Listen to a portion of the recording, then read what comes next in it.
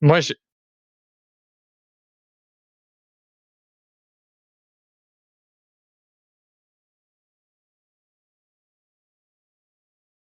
ben, écoutez, messieurs, je vais vous laisser le plancher. Allez-y en premier et je vais me garder le reste pour la fin. Écoute, à ce stade-ci de l'année, Luc, la chose que je trouve encore une fois importante, c'est il y a encore du flottant, non seulement par rapport à la saison actuelle, mais en plus, on commence à faire des signatures par rapport à la saison prochaine. Pour ce qui est des pilotes qui sont déjà en baquet, qui sont déjà pris pour cette saison, bon, ça ne devrait pas changer grand-chose. Mais là, d'insinuer qu'un Alonso aurait déjà signé pour la saison prochaine, qu'est-ce qu'un Fernando Alonso va faire cette saison avec le Indy 500, avec le Mans, s'il n'a pas un volant en Formule 1? Comment il va se préparer pour revenir en Formule 1? En plus de ça, bon, on va dire un soulagement pour Alonso. Les règlements ne changeront pas avant 2022. Donc ça, au moins, ça va lui sauver l'affront de revenir dans une technologie de voiture complètement différente. Bon, pour ce qui est de Fernando Alonso, je pense qu'il n'y a pas besoin de présentation. Hein? 2 championnats du monde, 2005-2006 avec Renault. Très, très bon pilote. Un de ses points forts, c'est les feedbacks qu'il donne à ses mécanos lorsqu'il a terminé de conduire sa voiture.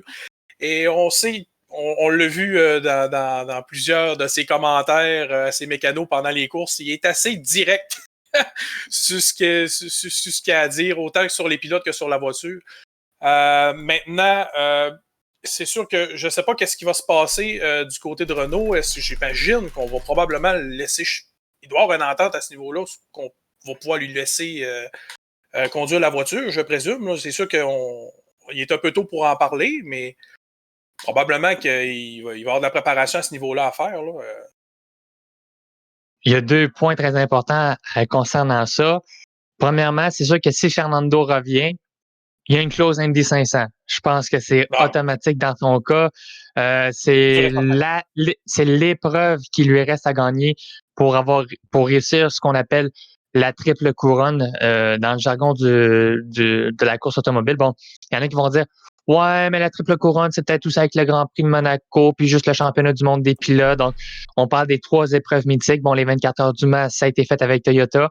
Le championnat du monde, ça a été fait également avec Renault. Il a également remporté Monaco avec Renault aussi. Donc, il manque seulement l'Indianapolis 500 pour être en mesure d'être le 2e pilote à réussir la triple couronne. Mais si je ne me trompe pas, c'était Graham Hill, le seul, donc le père de Damon Hill, qui a réussi à remporter la triple couronne. Certains pilotes ont réussi à passer bien près à remporter 2 épreuves. Donc, ça sera vraiment très intéressant de voir Fernando Alonso. Et surtout, et ça, je ne sais pas si c'est vrai, puis là, c'est peut-être juste une rumeur. On l'a vu circuler sur un site, on se l'est partagé entre nous avant l'émission. Écoutez, si réellement Liberty Media met un petit peu un petit soutien financier à Renault pour venir supporter le salaire de Fernando Alonso, écoutez, Liberty Media donne donne un petit coup de pouce à Renault. Surtout qu'en plus, les salaires des pilotes ne compteront pas dans le plafond salarial à compter de l'an prochain. Donc, sincèrement, si Liberty Media s'ingère dans cette façon-là, et en plus, on a permis et Ferrari s'est compromis en disant qu'elle ne mettait pas son veto sur le plafond salarial.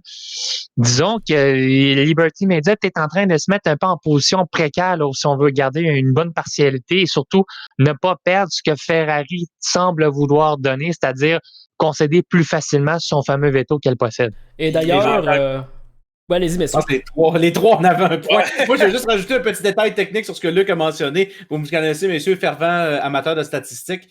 Donc, il y a 13 pilotes, en fait, qui sont à 2 sur 3 de la triple couronne. Dans l'époque moderne, il y a Fernando Alonso, évidemment, Juan Pablo Montoya et, évidemment, on connaît tous Jacques Villeneuve, avec sa victoire à Indianapolis en 95 et champion du monde en 97. Pour mes collègues ici, oui, je regarde Wikipédia, comme ça, je me tromperai pas. Mais il faut le mentionner, Alonso est le seul pilote encore actif qui a le potentiel de le faire. Je pense pas que Montoya peut aller faire les 24 heures du Mans, n'est pas non plus champion du monde. Montoya le fait. Rappelez-vous, il y a des très bons contacts avec Zach Brown, justement, à qui appartient d'ailleurs United Motorsports. Faut pas l'oublier. Ils ont un programme à LMP2. Faudrait pas les compter battus du côté LMP1 ou du côté Hypercars dans les prochaines années. Par contre, l'aspect que Montoya, il faut mentionner, il n'a qu'une victoire à Monaco et n'est pas champion du monde de Formule 1. Donc, est-ce qu'on pourrait considérer ça comme une triple couronne complète? Normalement, la triple couronne complète, souvent, ce sont des épreuves, un peu comme remporter le Derby de Kentucky, par exemple, au niveau de la course de chevaux. C'est un peu le même principe. On parle vraiment de 3 épreuves mythiques pour remporter la triple couronne. Parce que la triple couronne, pour certains, c'est différent de ce qu'on vient de parler, là. On parle bien du Indy 500, le 24 heures du Mans et le Grand Prix de Monaco, c'est ça? Le Grand Prix de Monaco ou le championnat du monde. Les deux, c'est considéré comme la triple couronne. Ça dépend. Ouais, c'est ça. En fait, Graham a les 4. Donc, lui, il est ferré, il est équipé. Ouais, exactement. Il n'y a aucun problème. Mais si je peux revenir juste à Renault, là, très rapidement. Si ce qu'on a entendu, ce qu'on a lu plutôt dans les médias concernant Liberty Media est vraiment vrai, ce qui est probablement le cas, j'imagine. Si je m'appelle Cyril Abitboul, je m'en vais voir Liberty Media et je lui serre la main. Pourquoi? En 4 saisons, on a passé d'une écurie à fournisseur de moteurs pour 3 écuries à une écurie, point barre. On fait plus d'argent avec le moteur. On fait juste utiliser le moteur pour sa propre écurie. On n'a plus d'argent qui rentre, mis à part les commanditaires de la voiture. Moi, si on me fait une offre pareille, j'accepte volontiers cette offre. Oui, c'est vrai. Oui, et également, considérant par rapport à cette situation-là, il faut dire, c'est intéressant par rapport au moteur, parce que justement, la partie qui coûte terriblement cher, pas juste pour l'équipe de Formule 1, mais pour Renault en tant que tel, c'est les moteurs. Les voitures Renault sont faites en Grande-Bretagne. Le salaire moyen en Grande-Bretagne est quand même bien, c'est pas un problème. Les ingénieurs, les personnes, les monteurs, peu importe, ils font un bon salaire, c'est pas si pire. En France, par contre, ils sont conventionnés. Regardez, vous voyez plus ma main, c'est pas pour rien, là. C'est plus que conventionné au niveau des même des charges sociales et autres qui sont atroces, même par rapport à ce qu'on va trouver au Québec. Et on aime ça critiquer le modèle québécois par rapport aux charges sociales et tout ça. Moi, j'en fais pas partie de ceux qui critiquent, mais bon, on va revenir à d'autres sujets, là. Mais il reste qu'en France, opérer une entreprise coûte terriblement cher. Et ce qui fait en sorte qu'un moteur Renault, par rapport aux 3 autres fabricants de moteurs, eh bien, pour le même montant d'argent qu'on va mettre, on va avoir moins de performance. Pourquoi? Parce que justement, on est incapable de compétitionner au niveau des charges sociales, au niveau même de l'argent qu'il faut mettre pour investir, pour aller améliorer le produit. Je vais juste compléter, juste à titre informatif, évidemment, je parle pour à partir de 2021. Puisque là, pas Mercedes, mais McLaren a encore des moteurs Renault cette année. Mais dès l'année prochaine, ils vont tomber avec Mercedes. Donc, Renault ne fournira plus de moteur à aucune écurie. Mais c'est vrai que le point de vue de remplacer, parce qu'on sait que je pense que si je ne me trompe pas, si je dis pas de bêtises, une écurie cliente paie au moins 15 millions pour les moteurs. Est-ce que je me trompe, messieurs, je suis pas loin de la vérité? Parce que me semble que pour être client d'une écurie, on parle au moins d'un montant au-dessus de 10 millions. Là. 10 millions d'euros pour les... J'ai pas l'information, malheureusement. C'est 3-4 mais moi, je parle, saison, à peu près. C'est ça, mais je parle dans l'ensemble du prix des moteurs. Je pense qu'on est à peu près aux alentours de 10 millions d'euros. Donc, si vraiment Liberty Media aide à payer le salaire de Fernando Alonso, ben là, on vient chercher peut-être l'équivalent d'une écurie cliente. Donc, à ce chapitre-là, Renault est quand même gagnant, non pas seulement au niveau de la masse salariale, mais aussi en termes d'exploitation, comme vous mentionnez. Donc, vraiment, c'est un très bon point que vous soulevez. Puis on ne veut pas perdre d'écurie non plus. On est à 20 pilotes, 10 écuries actuellement. On ne veut pas risquer de tomber avec un field de 16-18 écuries, comptant qu'il y a certaines écuries qui sont plus fragilisées actuellement. Donc, je pense que Liberty Media, en faisant une fleur comme ça à Renault, c'est vraiment un très bon move de leur part. Autant que pour Renault, juste la publicité que ça va apporter de ramener un Fernando Alonso dans cette écurie, juste ça va rapporter là, au bout de la ligne. Oui, tout à fait. C'est clair. Et en plus de ça, c'est que non seulement, puis je termine là-dessus, c'est que si vous voulez aller dans un essence avec un plafond salarial qui permettait justement d'autres écuries à intégrer, et si vous vous en perdez une grande écurie qui pourrait faire en sorte qu'il ne pourrait plus y avoir des clients à sa charge, ben là, à ce moment-là, ça va un peu à contre-courant de la pensée du plafond salarial. Tout à fait. Donc, c'est à suivre à ce niveau-là. Maintenant, vous avez parlé tout à l'heure d'IndyCar, justement de de triple couronne. Eh bien, ça me permet un peu de passer du coq à l'âne parce qu'en fait, je dis du coq à l'âne, mais pas du tout, parce qu'en fait, on vient de parler un peu d'un sujet qui va mener justement à ça. Ferrari en IndyCar, on s'en rapproche drôlement, messieurs. Avec les dernières rumeurs, je sais pas, en plus, vous avez été voir la dernière vidéo de David Land en anglais, où justement lui il amène ses propres théories. Ok, je trouve qu'il y en a certaines qui sont un peu exagérées. Là, il va chercher ça un peu loin. C'est, comme on dit, c'est étiré pas mal pour pas utiliser l'anglicisme. Mais tout de même, l'argument économique reste intéressant parce que du côté de Ferrari, si on est limité, exemple, à 145 millions de dollars américains, comme on pense que ça va arriver. Eh bien, Philip Morris, c'est parce qu'il paye plus que ça en commandite par année à Ferrari. Ils n'iront pas baisser leur investissement. Donc, quelle autre solution qui reste? Eh bien, on s'en va devenir motoriste en IndyCar. Surtout avec la formule hybride qui s'en viendrait pour 2022. Ça devient intéressant tout à coup. Ça devient intéressant pour Ferrari dans cette situation-là. Pourquoi je dis ça?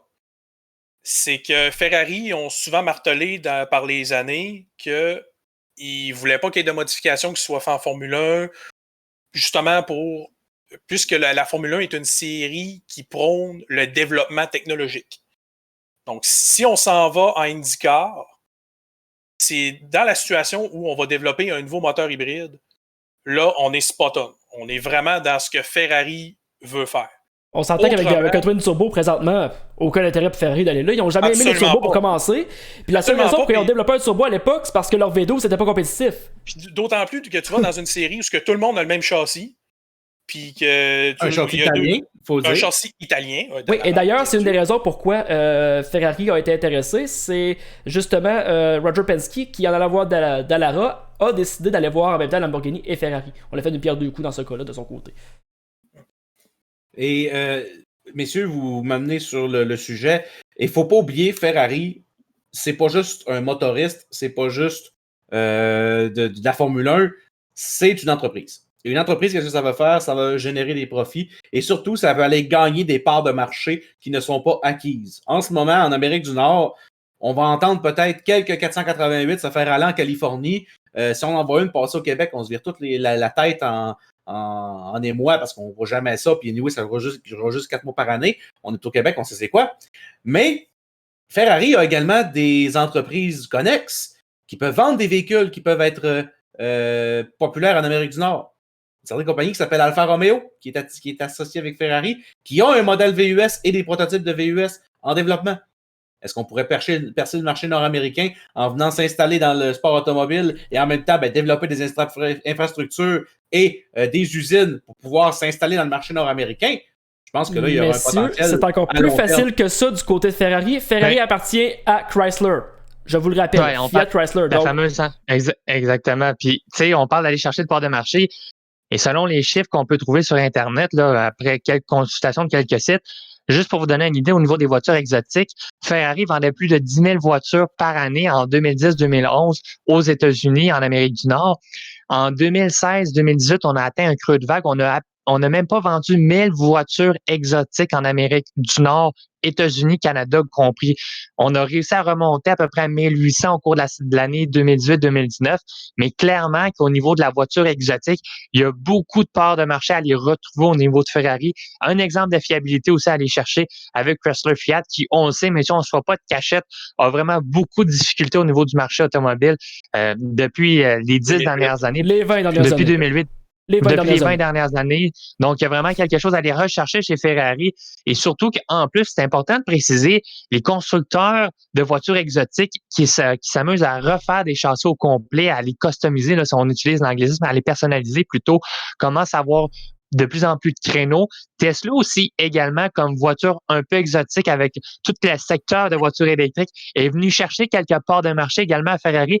Donc, on sent au niveau du constructeur italien et de l'alliance avec Chrysler qu'on sent que le marché est en train de nous glisser et qu'on doit retravailler de manière beaucoup plus ardue là, pour aller chercher, pour aller retrouver plutôt une clientèle qu'on a perdue à l'endroit d'autres entreprises. Et Luc, rapidement, un des aspects aussi qu'il ne faut pas oublier, c'est que l'Europe, de plus en plus, on parle de l'arrêt de la vente des voitures au pétrole en 2030 dans certains pays. Le marché que Ferrari développe, c'est pas de l'électrique, c'est du pétrole et donc devront s'adapter un certain jour. Mais s'ils peuvent aller chercher des parts de marché en Amérique du Nord qui leur échappent, bien évidemment, on vient d'allonger la longévité de leur gamme de voitures. Par contre, ce qui va aider, pour terminer là, avec l'aspect IndyCar, ce qui va aider Ferrari, s'il intègre le monde de l'IndyCar en 2022, c'est ça qu'on disait. À ce moment-là, ce qui va les aider, c'est que pratiquement tout le monde va partir from scratch. Tandis que, on l'a vu dans les 30 dernières années, les motoristes qui ont tenté de s'immiscer dans l'IndyCar ou kart, série kart, IndyCar, peu importe, les deux ensemble. Les premières années, ça n'a pas été facile. Je pense à Honda au début des années 90, là, avec au volant un certain Bobby Rahal. Là. Il passait l'année d'avant, il faisait des top 5, puis l'année d'après, il avait de la misère à faire un top 15. Là. Ils ont dompé Honda après 1 an seulement, là, le Powerplant, qui n'a même pas fait une saison. Donc, Ferrari, ça risque de les avantager, évidemment, là, si tout le monde part à zéro. D'après moi, Ferrari pourrait tirer son épingle du jeu. Et surtout, l'incitatif de voir McLaren également qui fait son introduction au cours de cette année, ben, ça l'aide un peu, là, un constructeur compétiteur qui s'amène dans l'IndyCar, ben, ça facilite un peu la prise de décision. Effectivement. Oui, donc en conclusion, en fait, messieurs, pour ce point-ci, un point qui pourrait être intéressant, par contre, on parlait de Ferrari qui embarque, mais aussi Honda, justement, les deux avec leur expérience justement de ces moteurs hybrides-là, on s'entend que c'est pas la même formule qui va être utilisée en F1, qui est utilisée plutôt en F1 à l'heure actuelle, et qui va être utilisée à partir de 2021 également, vu que la formule n'a pas changé, contrairement à ce qui était supposé de s'en venir initialement. Mais au moins, ces deux-là ont peut-être un petit avantage, justement, par rapport à un Chevrolet qui, justement, ne connaît pas ces technologies-là, ou plutôt les connaît, mais les applique justement sur la route uniquement présentement. Donc, exact. Tandis que Ferrari, présentement, leur point, c'est qu'il faut qu'ils passent cette technologie-là qu'ils ont pour la Formule 1 présentement, l'emmener du côté des voitures normales qu'ils vendent, même si ça reste de l'exotique, il reste que c'est des voitures de route. Donc, il faut qu'ils les amènent de ce côté-là également. S'ils peuvent réussir à faire ça, eh bien, l'IndyCar peut avoir un avantage de ce côté-là. Maintenant, messieurs, on va passer à la deuxième partie de ce premier point-ci. Nouvelle de Sim Racing. Je vais commencer avec une grosse nouvelle. On a peut-être un double champion québécois qui pourrait se décider en World of Outlaws sur iRacing, messieurs. Oui, et je vais être le premier à prendre la balle là-dessus, puisque la majorité d'entre vous le connaissent, mais le grand public, on pourrait dire un peu malheureusement, là, n'en est pas tout à fait au courant. Alex Bergeron qui défend sa couronne acquise l'an dernier, champion du monde de World of Outlaws en sprint car sur iRacing. Et il est à une seule petite course, 25 points d'avance au premier rang, de doubler son exploit, d'être double champion du monde. Et vraiment, ça viendrait placer là, non seulement déjà le fleuron québécois avec sa victoire l'an dernier est déjà sur la carte. Il avait terminé 4e en late model et l'année précédente avait terminé 2e en sprint car. Donc vraiment, Alex est en train de s'établir comme un pionnier, comme un des premiers Québécois dominants sur la scène compétitive. Je vais dire un des premiers puisqu'on pourrait considérer que William Lévesque a été faire sa marque là, du côté du GT, mais tout de même, Alex, qui est le pilote qui a eu toutes les licences professionnelles qu'on ne pouvait pas avoir sur iRacing, outre celle du Rallycross, et à lui donner l'occasion, je pense qu'il serait capable d'aller la chercher. Mais tout de même, là, lundi soir, 21h, si vous n'avez rien à faire ou si vous avez du temps sur votre calendrier, syntonisez la diffusion d'iRacing Live qui est sur RaceSpot, si je ne me trompe pas. Mais elle est sur iRacing Live. De toute façon, la façon de la trouver, c'est directement sur le site web d'iRacing pour voir potentiellement Alex remporter son 2e championnat. Tout à fait. D'ailleurs, oui, Luc. Et comme Eric mentionne, c'est un pilote qui est extrêmement talentueux et surtout, il est très jeune. Là. On parle d'un pilote en bas de 25 ans, beaucoup d'avenir devant lui. Bon, on sait également qu'il court sur de la terre battue dans la vraie vie. C'est pour ça aussi qu'on en parle, qu'on insiste un peu à en parler. C'est un vrai pilote qui court la fin de semaine.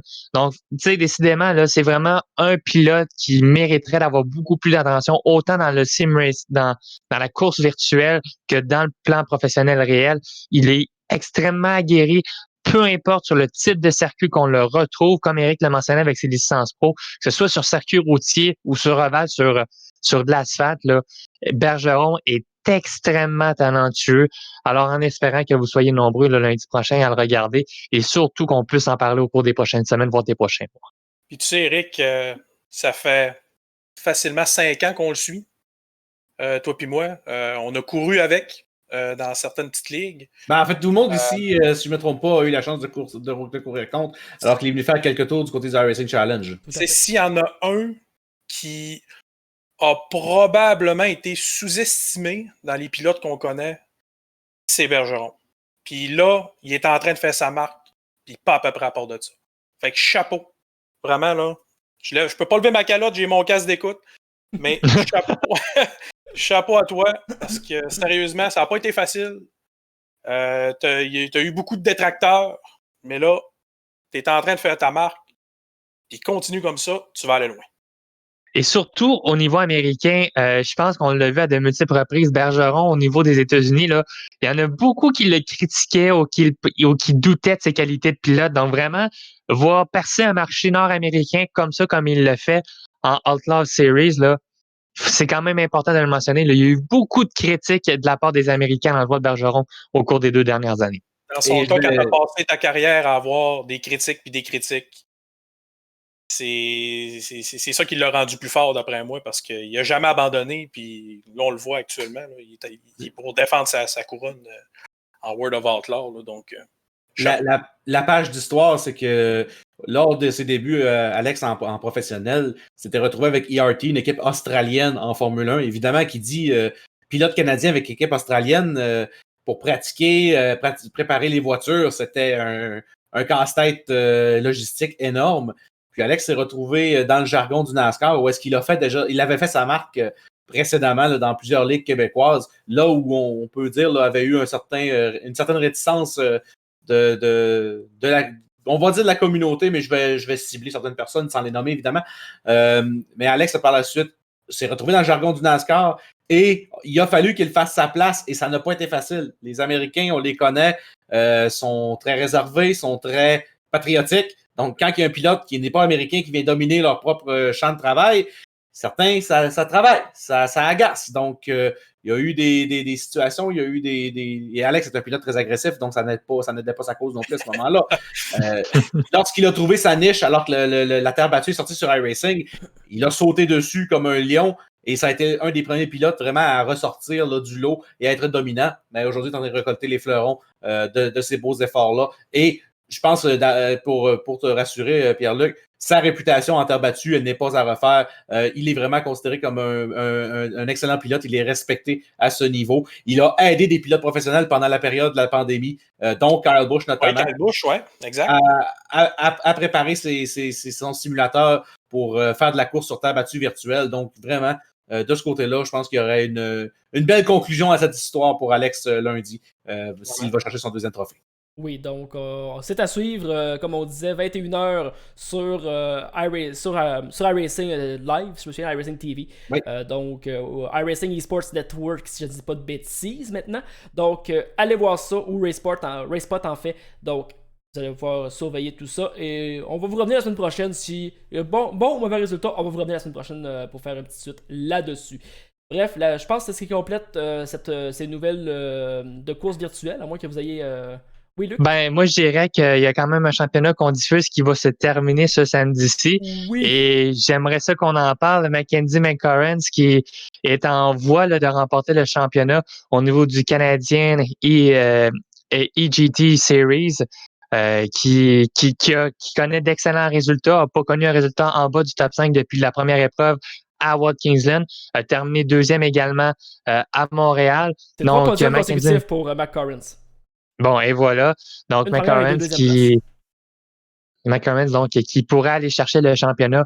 De ce championnat-là, on tient à rappeler que c'est des pilotes de Formule 500 qui ont couru également en micro et qui courent également dans des séries GT qui prennent part à ce championnat. On a quand même Scott Hargrove également, qui est un pilote qu'on voit régulièrement en IMSA, donc de son Et côté. qui court en Porsche aussi. Oui. Important de le préciser. Oui, tout à fait. Donc, on parle quand même de très grosses pointures qui sont là. Oui, on parle on a Mac Corrins, on a également Olivier Bédard du côté des Québécois qui fait un excellent travail. Jean-Christophe Trahin également, on l'a vu la semaine dernière, on s'en rappellera. Toute une course de son côté et malheureusement, ça a mal fini comme on a pu le voir. Mais quand même, on a vu toute une épreuve et ça augure extrêmement bien pour cette dernière course-là, ce samedi à Mosport. À 21h. À 21h, oui, ça va être toute une course, messieurs, je le sens. Oui, et pour Mac Corrins, là, comme vous le mentionnez, ça serait de terminer le travail. Là. À mes yeux, il a déjà une main mise là, sur ce championnat en Canadian e-Racing Challenge. Et évidemment, comme je l'ai mentionné avec plusieurs pilotes lors des entrevues d'après-course samedi dernier, on était au circuit Gilles Villeneuve, la terre bénite là, pour les pilotes québécois. Là, on s'en va où? On s'en va en Ontario, sur la terre bénite des Ontariens, qui est le Canadian Tire Motorsports Park. Donc, Mosport, qui littéralement là, va être un gros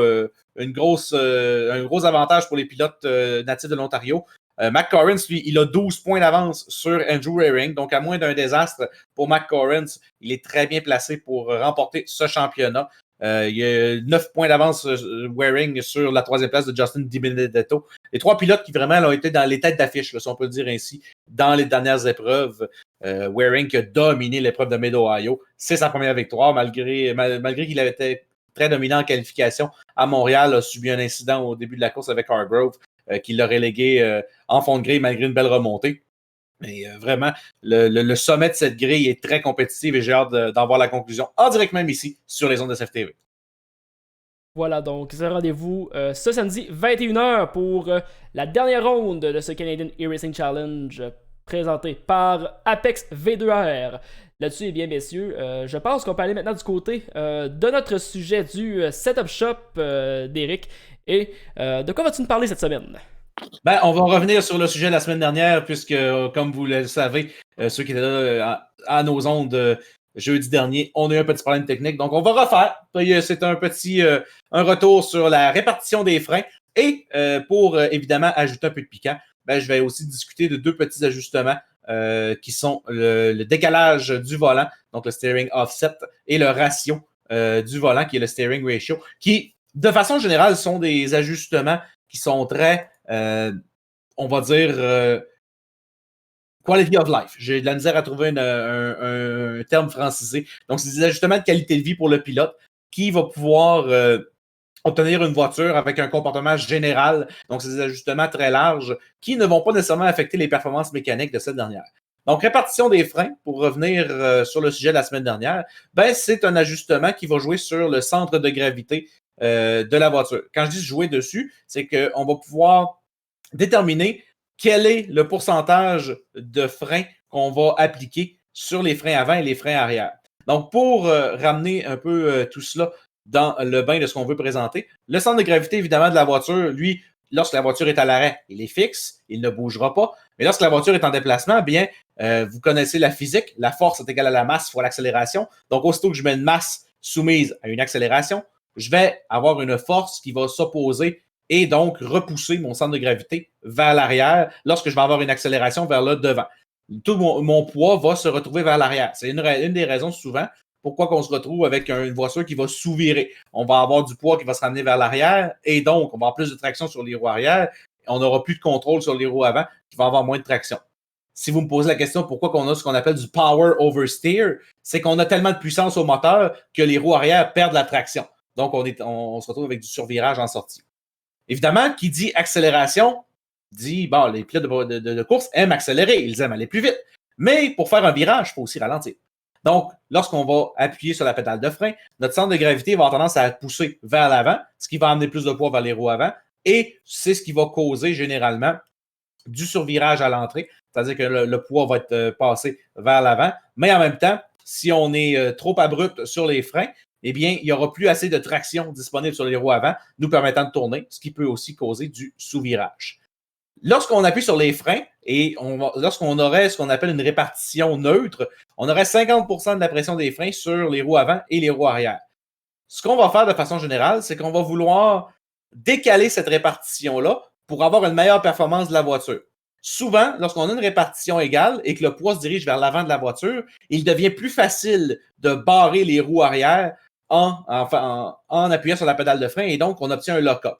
Lorsqu'on barre les roues arrière, malheureusement, ce qui se produit, c'est beaucoup plus difficile pour le pilote à contrôler puisque les roues arrière barrées, on perd carrément le contrôle du train arrière et l'arrière de la voiture va avoir tendance à glisser et donc pointer vers le virage. Ce qui peut être très utile pour le contrôle de la voiture, mais évidemment, lorsque ce n'est pas contrôlé, ça devient beaucoup plus difficile. Donc, qu'est-ce que les pilotes vont faire de façon générale? C'est qu'ils vont vouloir répartir les freins vers l'avant pour faciliter et contrôler ce comportement. Qu'est-ce que ça fait par contre? C'est que mettre les freins vers l'avant va réduire la performance des freins de façon générale et va demander des distances de freinage plus longues. Et si on pense à certaines courses d'endurance, évidemment, iRacing, malheureusement, ne simule pas ce genre d'usure. Mais si je pense à un Assetto Corsa compétitionné qui le fait, avoir une répartition de freins qui est trop élevée pourrait générer une usure prématurée des freins avant. Si on a une répartition des freins qui est trop basse, par exemple à 50 ou 52%, on pourrait se retrouver que les freins arrière deviennent usés beaucoup plus rapidement, puisque généralement, les freins arrière vont être ceux qui vont être les plus sollicités, puisque les centres de gravité de voiture, on va parler des GT et des formules, sont souvent plus vers l'arrière. Je pense à un stock car ou une voiture qui a un moteur avant, la répartition du poids est plus vers l'avant, ça change un petit peu la donne au niveau de l'usure. Donc, pour la répartition des freins, c'est un ajustement de qualité de vie. Souvent, lors des épreuves d'endurance de 24 heures, on va vouloir rajouter de la répartition à l'avant lorsque la température de piste va être la plus élevée pour avoir un meilleur contrôle des roues arrière. Et lorsque la température de piste va chuter, on peut se permettre d'être plus agressif et de baisser un petit peu cette répartition-là pour avoir un peu plus de mordant au freinage. Et évidemment, qui dit plus de mordant, dit distance de freinage plus courte, dit meilleure performance en entrée de virage.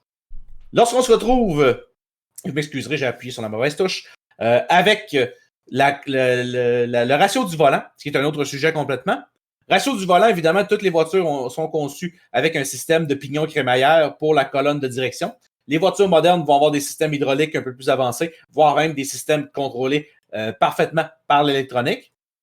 Et qu'est-ce qu'on va pouvoir ajuster du côté des pilotes? C'est un ajustement qui est disponible dans la majorité des simulateurs également. C'est le ratio entre la rotation du volant et la rotation des roues. Lorsqu'on va avoir la rotation d'une roue, du volant d'un certain nombre de degrés, on va la comparer au nombre de degrés que notre roue ou notre lien de rotation de conduite va tourner. Ce nombre de degrés-là, c'est directement le ratio qu'on indique dans le simulateur. Quand on parle d'un ratio de 10 pour 1, qu'est-ce que ça veut dire? Ça veut dire qu'on va tourner le volant de 10 degrés pour faire tourner notre roue de 1 degré. Un ratio plus agressif, c'est-à-dire, exemple, un 8 degrés pour 1, va tourner les roues plus rapidement. Ça va avoir l'effet de donner une conduite beaucoup plus rapide et beaucoup plus responsive, ou qui va répondre beaucoup plus rapidement aux indications et à l'entrée du pilote, donc aux commandes que le pilote donne à sa voiture. Par contre, évidemment, la réaction étant plus rapide, on va parler plus d'une usure prématurée des pneumatiques. On va parler d'une voiture qui va être beaucoup plus difficile à conserver. On va être capable de faire des manœuvres de correction beaucoup plus rapides, mais évidemment, elle va être beaucoup plus sensible à la moindre bosse ou à la moindre changement au niveau du volant. Lorsqu'on a une configuration avec un ratio de conduite beaucoup plus élevé, donc on parle d'un 12 ou d'un 16 pour 1, ça va faire une conduite qui est beaucoup plus précise, puisqu'il va falloir tourner beaucoup plus le volant pour atteindre le même degré de rotation, mais en même temps, ça fait en sorte qu'on a une conduite qui est beaucoup plus difficile à corriger, puisqu'il va falloir faire un grand coup de volant pour avoir le même correctif qu'avec un ratio de correction, un ratio de volant beaucoup plus agressif. Donc, c'est littéralement un ajustement de confort pour le pilote. Souvent, en stock car principalement, lorsqu'on a une voiture qui a tendance à user les pneus très rapidement, je pense à des pistes comme Atlanta, je pense à des pistes qui vont avoir une usure comme Dover très rapide des pneumatiques, on va vouloir prendre un ratio de volants un peu plus conservateurs, aller vers du 12 ou du 16, même du 14 pour 1, pour avoir une usure un peu plus contrôlée des pneumatiques. Alors que lorsqu'on va se retrouver vers un Martinsville, vers un circuit routier, où est-ce que là, on a besoin de la réaction du volant pour faire des virages beaucoup plus serrés, on va descendre ça vers du 8 ou du 10 pour 1. C'est un ajustement qui va être disponible pour toutes les voitures de façon générale.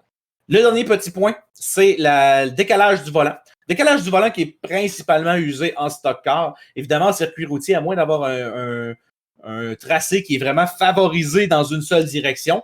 Clin d'œil, le but d'un ovale, c'est qu'on tourne seulement à gauche. Ben, il y a des tracés qu'on tourne seulement ou presque dans une seule direction. Donc, le but, et ça vient du composant mécanique qui est la cannelure là, qui est au bout de l'arbre de direction, ben, ça nous permet de décaler d'un certain nombre de degrés le volant par rapport à sa véritable verticale, qui est la verticale de la colonne de direction.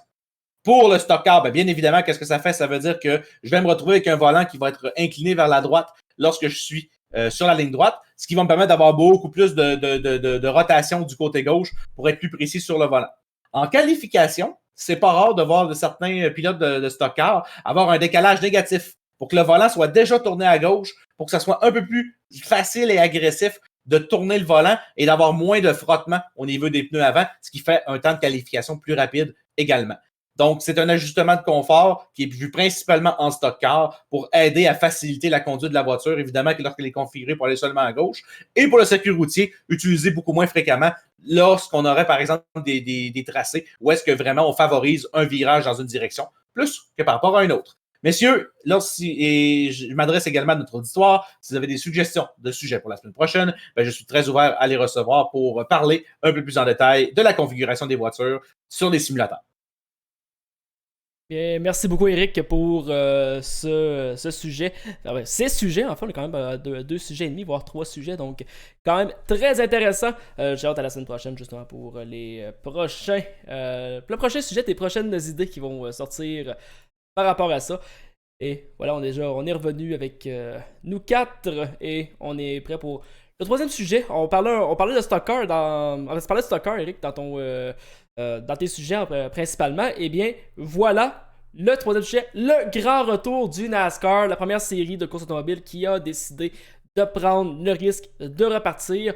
Comme vous voyez, j'ai mis 3 sujets, 3 sous-sujets en sous-sujet si on veut, mais on peut déborder évidemment. D'abord, j'aimerais quand même savoir, vous, est-ce que vous trouvez que est-ce que c'est quelque chose, est-ce que c'est un risque qui est juste, aux États-Unis présentement, on fait pas plus attention qu'il faut, donc on va repartir parce qu'il faut repartir l'économie, ou bien est-ce que du côté de NASCAR, on a calculé ça selon vous? Moi, je pense que oui. Pour 2 raisons. La première étant que, avec les contrats télévisuels, NASCAR, ils n'ont pas en bon québécois, le cul dans l'eau. Hein? Je pense qu'ils font quelques dizaines de millions de dollars, si c'est pas une centaine avec les contrats télévisuels. Oui, tu peux dire une centaine sans problème. Ouais. C'est sans problème, là, donc... on va y aller à milliards probablement aussi. À ce niveau-là, il n'y a pas trop de problème. L'autre aspect, c'est qu'il y a beaucoup de ces circuits-là qui sont détenus par nul autre que M. Penske. Donc, côté monétairement parlant, je pense pas que ça soit trop un problème que les estrades soient vides pour faire ce type de course-là. C'est sûr que côté show, il n'y a rien qui peut battre d'aller voir une course de NASCAR directement à Daytona versus l'écouter à la télévision. Ça, je suis bien d'accord. Mais au moins, l'entourage est là pour nous donner un show. Puis actuellement, en ces temps de COVID-19, c'est ça qu'on veut. On va avoir de quoi écouter à la TV autre que des reprises du match numéro 5 de la série finale de la Coupe Stanley des Canadiens contre Los Angeles. Là, on veut d'autres choses. Fait qu'on nous offre du contenu en direct avec les pilotes actuels de la série. Donc, moi, j'aime ça. Puis, si ça fait rouler l'économie de leur côté, tant mieux. Parce que nous, au moins, on peut se divertir en écoutant de la course à la télé. Oui, d'ailleurs, juste avant de continuer, messieurs, Dallaire vient de mentionner le mot interdit, donc on est démonétisé. Maintenant, on peut dire ce qu'on veut. Vas-y, Luc. Écoutez, on parlait de contrat de télévision. Messieurs, je tiens juste à vous rappeler que cette année, Si on se fie aux chiffres qui ont été sortis lors de l'accord de l'octroi de contrat en 2013 et en 2012 pour Fox et NBC, cette année, NASCAR en dollars américains va toucher 740 millions de dollars américains en droits de redevance télévisuelle. C'est complètement démentiel. C'est des deux télédiffuseurs. Et je tiens juste à vous rappeler que si on prend l'exemple de la Ligue nationale de hockey, pour laquelle Sportsnet a pris 5 milliards de dollars canadiens sur 12 ans, donc 12 divisé par 5, ce qui fait environ un total de à peu près 400 millions de dollars canadiens par année, plus le TVA Sport qui est à peu près à 70 millions canadiens. Donc, le NASCAR fait pratiquement le double en dollars canadiens de droits de télévisuels que la Ligue nationale fait au hockey. Et Dieu sait que le hockey au Canada est assez reconnu. On n'a pas besoin de faire un détour là-dessus. Donc, NASCAR a clairement les moyens financiers pour dire parfait, on y va, peu importe les pistes, on est capable de faire ça à huis clos. Ça ne sera pas des bénéfices nets pour l'entreprise qui détient le NASCAR avec la compagnie de la famille Friends. Mais tout de même, on va être en mesure, si on ne fait pas trop d'erreurs, on est en mesure de s'en tirer dans le verre assez facilement parce qu'on va s'entendre aussi également qu'il va y avoir les commandites qu'on se rajoute à ça et aussi les droits de marchandises que les écuries vont pouvoir aller chercher également parce que c'est sûr et certain que le monde va continuer à acheter dans la mesure du possible, bien entendu, de la marchandise des équipes respectives et des pilotes. Donc, on peut parler facilement d'un revenu qui va approximativement atteindre le milliard de dollars américains malgré tout dans les pareilles situations qu'on connaît actuellement. Donc, NASCAR a beau jeu de faire des courses à huis clos, mais je dois avouer quand même que ça fait un drôle de sentiment de voir les voitures décoller, de ne pas entendre la foule, de n'entendre que seulement les voitures. Et lorsqu'on voit les caméras du haut des estrades, là, ou des loges télévisuelles, de ne pas voir de VA, de véhicules récréatifs ou plus de gens que ça dans la ligne. Et puis, ça frappe un peu l'imaginaire. Ça frappe un peu l'habitude qu'on a du stock car où est-ce que chaque course est un événement en soi. C'est un week-end d'action autour du tracé où est-ce qu'il y a plusieurs séries Puis, en même temps. Il y a des exhibitions, il y a des spectacles et des séances d'autographes. Donc, il y a vraiment un engouement pour chacun des événements. Alors que là, on a l'impression que c'est une course parce qu'il y a une course au calendrier. Et Darlington ayant été une terre d'accueil là, pour 2 épreuves consécutives, ben, on a vu pourquoi que le NASCAR se promène de course en course, de semaine en semaine, puisque 2 courses au même endroit. Ben, on se rend compte assez vite que tourner 500 tours à la même piste, un moment donné, on fait le tour. Mais là où est-ce qu'il y a un aspect important pour le NASCAR, et c'est un peu ce que le UFC a fait récemment avec le UFC 249, c'est le monopole. Il n'y a personne d'autre. Il n'y a pas de baseball majeur, il n'y a pas de NFL, il n'y a rien. Toute l'attention médiatique, elle est ciblée sur cet événement-là, puisque it's the only game in town, c'est le seul événement sportif qui est diffusé. Donc, c'est un coût majeur pour les télédiffuseurs, puisque leurs codes d'écoute vont être supérieurs à ce que cette course-là aurait été en temps normal. Une course saison régulière de NASCAR, qui n'est pas le Daytona 500 ou peut-être le Coke 600, ou je vais dire une des deux épreuves à Talladega, ou une épreuve de fin de ronde en chase, en séries éliminatoires, ou la dernière épreuve de la saison, ben, il y a des creux de vague là, en termes de qualité d'auditoire et de code d'écoute. Et là, justement, les codes d'écoute sont dans le plafond pour Fox, qui se rend compte, bien évidemment, qu'une vraie course dans un amphithéâtre, je vais dire un amphithéâtre parce que je pense à Bristol, mais sur une piste vide, ben, c'est beaucoup plus payant, malheureusement, pour eux que du iRacing, qui, pour le peuple américain, n'aura pas su satisfaire, là, on va dire, les puristes. Et bien qu'il y avait bien des gens contents d'avoir de la course, on savait que c'était une mesure temporaire de remplacement et non quelque chose qui allait à tout coup remplacer une saison complète de stock car. Et on parle de risque à calculer, puis je te laisse après ça derrière. On parle de risque calculé. Il ne faut pas oublier que tous les circuits qui ont été priorisés en ce moment sont tous des circuits qui sont situés dans un rayon de 400 km du principal des sièges sociaux de chacune des écuries.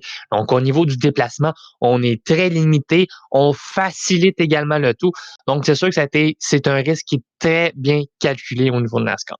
Puis pour en revenir justement à ce qu'on disait tantôt, bon, je disais que une des causes pour laquelle on a repris les courses, évidemment, c'est le contrat télévisuel. On vient d'en parler. Et la deuxième raison, c'est le fait que Penske détient une bonne partie des circuits. J'ai une donnée pour vous que je suis allé chercher parce que je sais que c'est un nombre astronomique de circuits qui détient en NASCAR actuellement. En fait, il y a quelques années, si vous vous rappelez, International Speedway Corporation a mergé avec Penske. pour ramasser tous les circuits que ça s'appelait Bill Friends Racing Inc. avait à ce niveau-là. Le NASCAR, on parle que de la série Cup. Le groupe de Penske détient 19 des 36 circuits qui roulent actuellement en Cup actuellement. Ça veut dire qu'il peut y avoir des doublons à ce niveau-là, mais entre autres, vous avez Auto Club Speedway, Chicagoland Speedway, Darlington, Daytona, Homestead, Kansas, et j'en passe. Donc, tous les éléments étaient là pour qu'on puisse repartir le NASCAR sans toutefois qu'il y ait de foule pour nous offrir un spectacle qui a du bon sens à la télévision.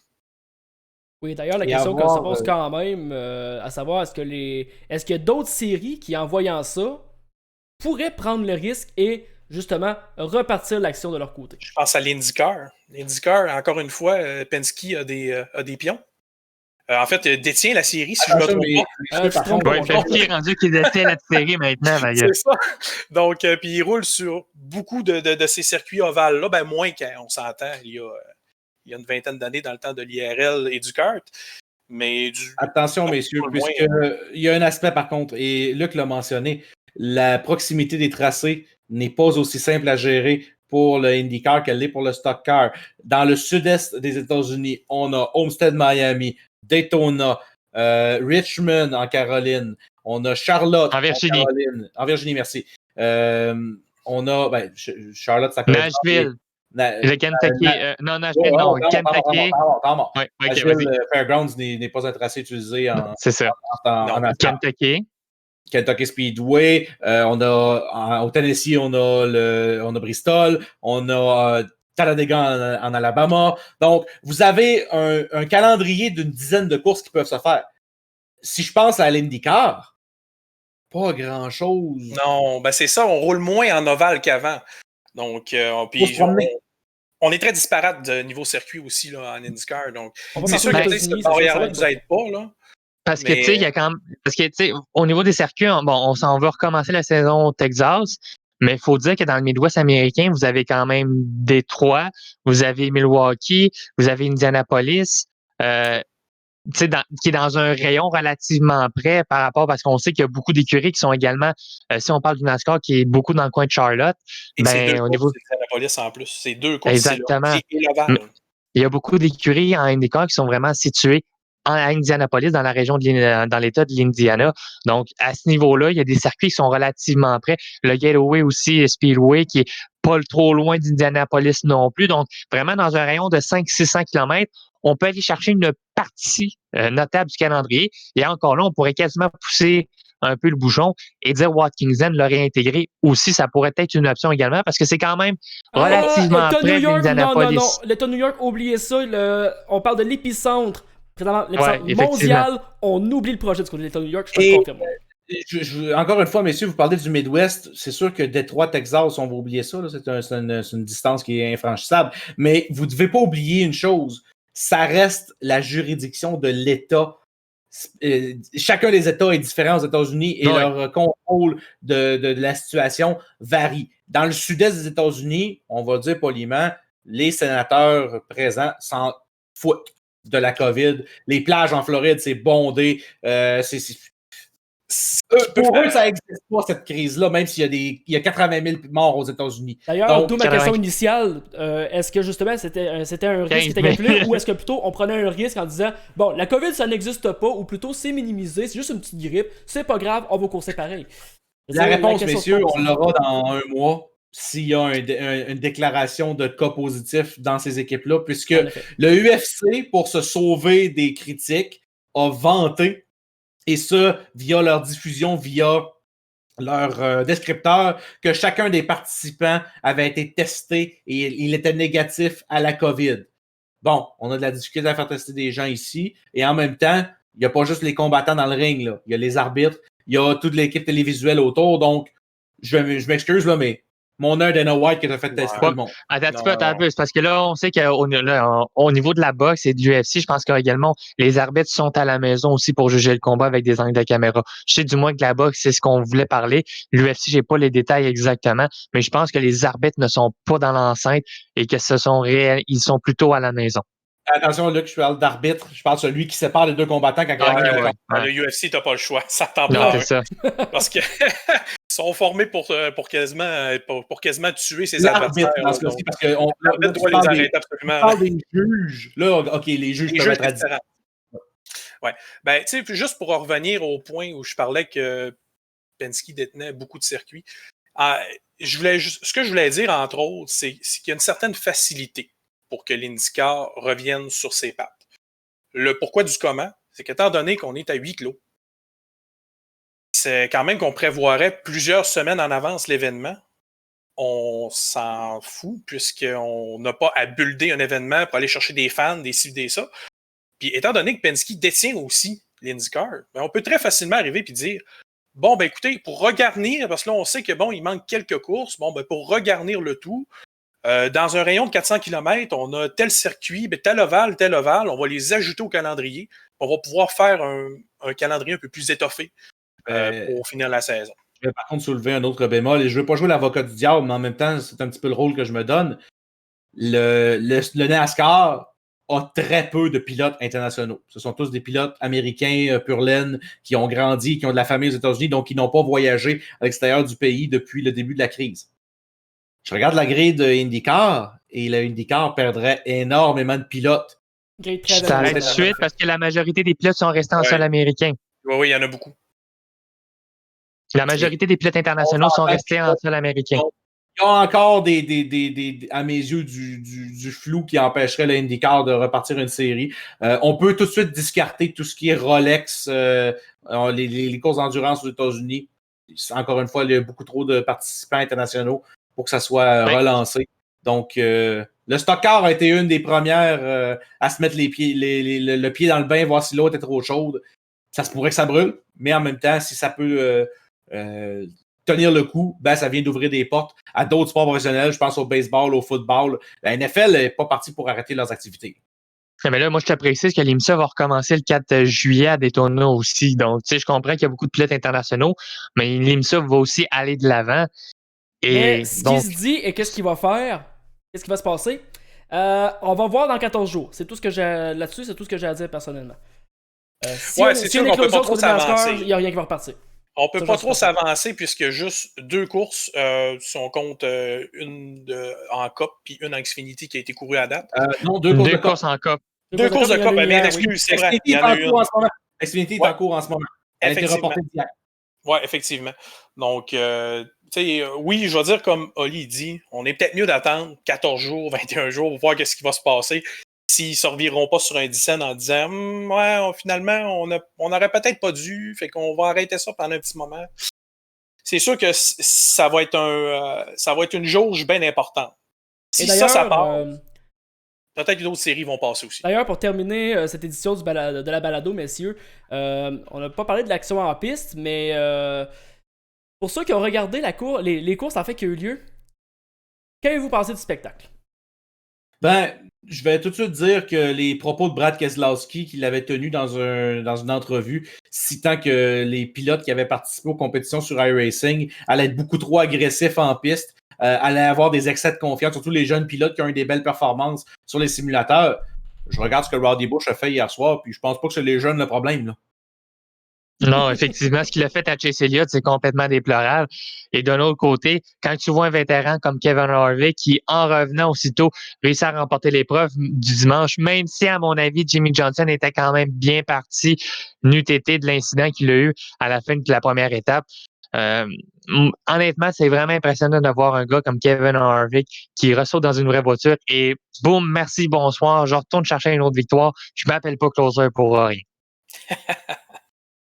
Mais tu sais, je pense que les pilotes, là, les pilotes de course là, sont au courant du facteur de risque qui est encouru quand on fait de la course réelle, de la course virtuelle. Je pense qu'ils sont pas caves, sont payés pour faire ce job-là, puis ils ont fait des milliers de tours, puis plusieurs là-dedans ont eu des accidents. Je pense qu'ils sont pas assez caves pour aller faire un truc pareil en se disant « Ah ben là, j'ai eu des belles performances en virtuel. Je vais essayer de transposer ça dans la vie réelle, puis on va courir comme si j'étais dans le virtuel. » Ça me surprendrait. Ça me surprendrait bien gros. Voilà. Donc, c'est là-dessus que se conclut notre édition de la balado pour cette semaine, en espérant que vous ayez apprécié ce que vous avez regardé ou écouté. D'ailleurs, ceux qui nous regardent sur Facebook, normalement d'ici la fin de la soirée, donc on est le 21 mai, pardon, on est 2 mois plus tard. Donc, je pense encore en début de cette satanée situation. Donc, voilà. Donc, pour revenir à nos moutons, oui, ce sera disponible sur YouTube. On va s'arranger aussi pour que ce soit disponible sur Spotify et SoundCloud ainsi que Apple Podcast d'ici la fin de semaine. Donc, on va venir au courant sur la page de SFTV, il n'y a aucun problème. Et puis, donc, pour ce qui est en tant que tel à la balado, merci beaucoup d'avoir été présent et on se retrouve la semaine prochaine. Mais ceux qui nous regardent présentement, restez près de vos moniteurs parce que dans quelques instants, on va vous présenter la course du iRacing Challenge André de Laguna Seca qu'on n'a pas pu vous présenter hier. Faute de petits problèmes techniques avec l'informatique, c'est des choses qui se passent malheureusement. Donc là-dessus, à mon nom personnel, Olivier Turcotte ainsi que Luc Carbonneau, Éric Godreau-Drapeau et Pierre-Luc Dallaire. Merci beaucoup d'avoir été présents et on se retrouve la semaine prochaine pour une autre balado. D'ici là, portez-vous bien et à la prochaine tout le monde. Salut!